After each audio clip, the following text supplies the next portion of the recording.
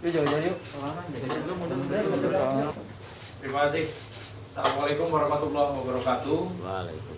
Pak Kapolres beserta seluruh jajaran Pak Wakapolres yang saya hormati, para rekan-rekan media baik cetak, online maupun televisi yang hadir. Hari ini kami ingin menjelaskan kejadian yang terjadi kemarin menjelang asar di Kecamatan Pasar Kemis di Musola Darussalam, bahwa pelaku sudah diamankan langsung hanya beberapa jam setelah kejadian. Dan untuk memberikan informasi yang jelas dan tidak simpang siur, kami dari pemerintah daerah dan juga masyarakat menyerahkan seluruh proses kepada Polres Tiga Raksa, dan kami mengucapkan banyak terima kasih atas reaksi dan cepat tanggapnya dari Polsek Pasar Kemis dan juga Polres Tiga Raksa ini, sehingga berita yang diinformasikan ini benar-benar jelas. Ya, tentu saja atas nama pribadi dan juga pemerintah daerah, saya juga mengecam aksi vandalisme terhadap rumah ibadah ataupun tempat-tempat ibadah. Dan ini tidak perlu dicontoh, hanya yang perlu kita jelaskan bahwa informasi ini adalah pelakunya satu orang dan memang sudah diamankan. Pelaku juga tinggalnya tidak jauh dari lokasi TKP dan sedang didalami apakah memang berlaku sendiri ataupun memang ada hal-hal yang lainnya. Jadi agar tidak berkembang kemana-mana, ya, informasi ini perlu dijelaskan kepada masyarakat. Ya, apalagi berkaitan hari ini tanggal 30 September, besok 1 Oktober. Nah, ini agar tidak berkembang kemana-mana. Baik, saya mengucapkan terima kasih kepada Pak Kapolres dan jajarannya semua yang sudah bekerja dengan baik, dan kami sudah berhubungan dari maghrib sampai tengah malam semalam ini dengan Pak Kapolres untuk terus berkoordinasi, memberikan informasi-informasi dan juga meluruskan berita ataupun video viral yang ada di media sosial. Dan alhamdulillah hari ini bisa disampaikan nanti oleh Pak Kapolres apa yang terjadi. Terima kasih. Assalamualaikum warahmatullahi wabarakatuh. Silakan Pak Kapolres. Terima kasih. Tadi sudah, aku mau diulang lagi dulu. Terima kasih. Mohon izin Pak Bupati, rekan-rekan sekalian. Kemarin hari Selasa ya, sekira jam 16, Kapolsek Pasar Kemis mendapatkan laporan dari DKM Musola Darussalam di perumahan Tangerang Elok di Pasar Kemis, bahwa rekan-rekan DKM itu menemukan adanya beberapa tulisan bercat hitam diduga menggunakan pilok. Kemudian ada beberapa properti atau barang-barang yang ada di musola itu rusak akibat digunting dan juga akibat dirobek. Kemudian Kapolsek beserta Kanit Reskrim Polsek Pasar Kemis mendatangi TKP, dan saya memerintahkan Kapolsek untuk mengajak Bapak Ketua MUI Kecamatan Pasar Kemis. Kapolsek datang bersama Ketua MUI Kecamatan Pasar Kemis mengecek TKP, kemudian Kapolsek dan piket Reskrim Polresta Tangerang melakukan olah TKP.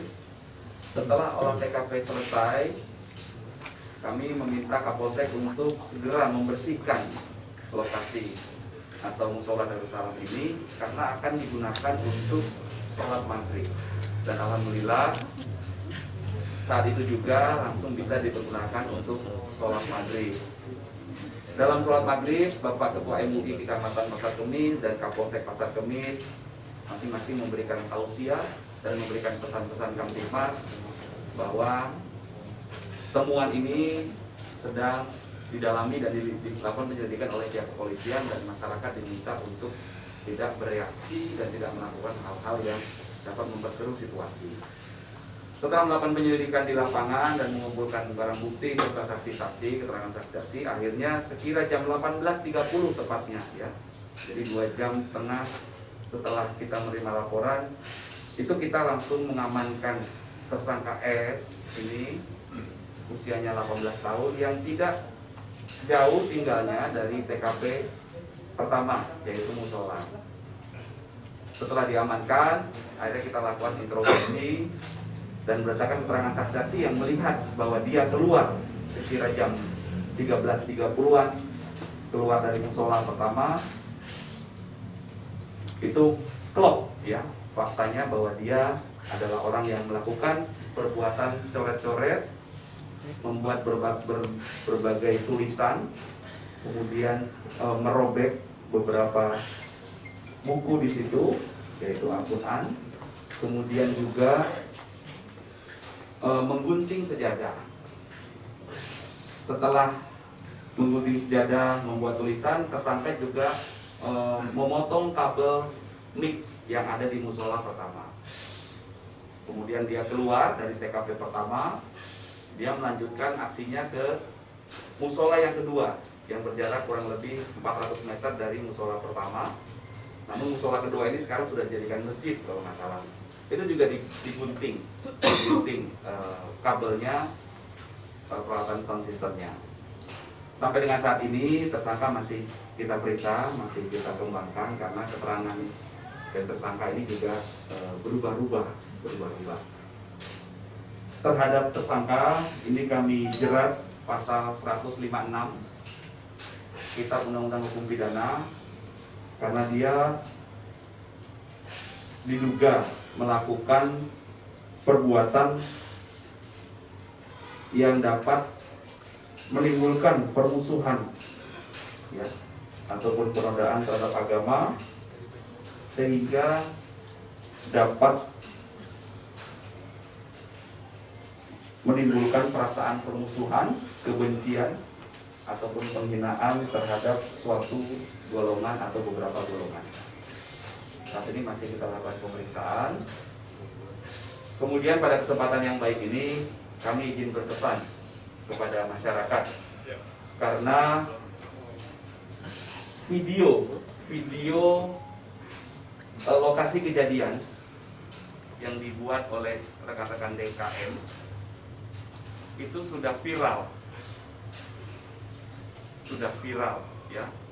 Mohon dengan hormat, siapapun atau apabila kita menerima video-video atau foto-foto, tolong jangan dipersepsikan atau diinterpretasikan sendiri dengan kalimat-kalimat pribadi. Yang harus kita lakukan seyogianya adalah mengkonfirmasi ini video apa, ini foto apa, karena fakta sangat berbeda dengan persepsi. Ya, kami saat ini berupaya mengumpulkan fakta sehingga ceritanya utuh dan pembuktian ke arah ini bisa lebih baik. Jadi mohon untuk kita semua apabila menerima sebuah video, menerima foto, jangan dilanjutkan atau di-forward, diteruskan dan ditambahi dengan kata-kata berdasarkan analisa pribadi, persepsi pribadi dan sesuai kepentingannya masing-masing. Ini sangat tidak baik ya. Alhamdulillah seperti yang Bapak Bupati sampaikan, situasi wilayah hukum Polresta Tangerang sampai dengan saat ini aman terkendali ya, masyarakat sudah sangat kooperatif dan sangat mendukung proses yang kami lakukan. Ini kita jaga bersama dan kondusivitas masyarakat di Tangerang harus kita pertahankan. Demikian rekan-rekan yang dapat saya sampaikan. Bukan adanya buku atau ajaran-ajaran radikalisme nggak Pak, dari rumah tersangka atau dari handphone Pak? Setelah proses pemeriksaan nanti kita akan melakukan penggeledahan juga di rumah tersangka. Nanti kita akan mendalami lebih lanjut. Sampai dengan saat ini faktanya tersangka melakukan ini sendiri tanpa ada suruhan dari siapapun ya. Fakta sampai dengan saat ini ya, nanti itu akan kita dalami lagi dan kita kembangkan lagi. Kami berbicara berdasarkan fakta menit per menit. Ya, kita tidak boleh berandai-andai. Pak Kapolres, Kalau hasil tes kejiwaannya bagaimana Dan? Beberapa saksi ahli nanti kita akan lakukan juga pemeriksaan. Selain saksi ahli bahasa dari teman-teman MUI, dari Dinas Kementerian Agama mungkin, kemudian dari psikolog juga akan kita lakukan pemeriksaan keterangan ahli. Pak, kalau menurut ibu kandung ini pelaku katanya anaknya nih stres dan pernah diajak berobat ke alternatif, Pak. Apa betul itu? Ya, nanti silakan bisa dikonfirmasi ke ibunya ya. Ya. Pak Kapolres, untuk motifnya sendiri bagaimana Pak? Alasan pelaku melakukan hal ini adalah pelaku meyakini apa yang dia lakukan kemarin itu diyakini sebagai suatu hal yang benar berdasarkan pemahamannya. Dan infonya pelaku ini belajar dari YouTube. Konten seperti apa dan yang dia Ya, pelajari ini dari masih YouTube? kita dalami. Dia memang menguasai sebuah alat yaitu handphone, gadget yang dia pakai. Kita akan masih mendalami dan menelusuri situs-situs, kemudian konten-konten apa yang dia pelajari. Ada aplikasi tertentu yang di-download Pak, untuk di handphonenya ditemukan? Kemarin dalam interogasi seperti itu, nanti kita dalami.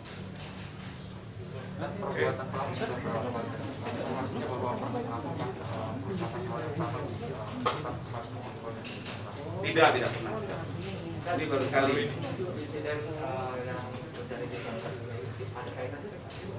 Tidak ada. Ini dua hal yang berbeda dan tidak ada kaitannya masing-masing pribadi. Dan ini mahasiswa dan ya? Ya, masih Baru semester lulus 1. SMA, mahasiswa semester 1. Ya. Nama kampusnya kalau boleh tahu? Nama kampusnya Dan? Perguruan tinggi swasta di DKI Jakarta. Izin apa mungkin pelaku ini mengikuti organisasi di kampusnya?